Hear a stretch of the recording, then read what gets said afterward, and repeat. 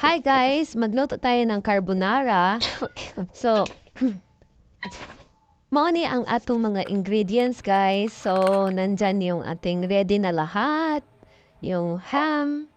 Tapos, 1/4 lang ang niluto natin para hindi masayang. Dalawa lamang kami. So, ayan. Kailangan meron kayong ganito ng Tupperware. Um, para ma-seal talaga siya yung natirang noodles. Oh, maganda yan. So, nagpabukal na tayo ng ano pala, ng tubig para sa ating palalambuntin yung ating noodles. Siyempre, yung pinili namin yung medyo makapal na noodles na pasta. O, ayan. Kunti lang sibuyas at saka bawang. Tapos, siyempre, yung tawag nito, yung ham. Ang kulang lang dyan is yung mushroom. Yun lang. Oo. So, ayan, mekos-mekos lang. Tapos, pag medyo brown na siya, pwede nang ilagay yung ating evaporated milk. Oh. So, tansya mo lang kasi 1/4 kilo lang yung nilagay natin dyan. Okay, ating niluto na pasta.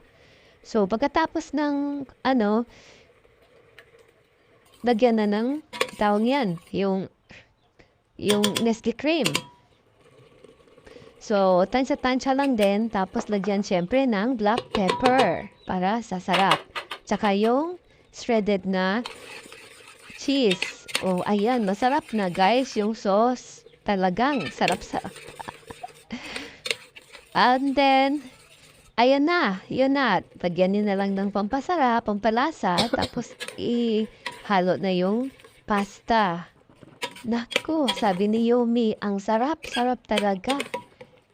Oo, ngayon na ako nakaluto sa bahay ng ganito. Oo, ngayon ko lang naisipan. Oo, kasi paminsan-minsan, nag-crave siya ng carbonara.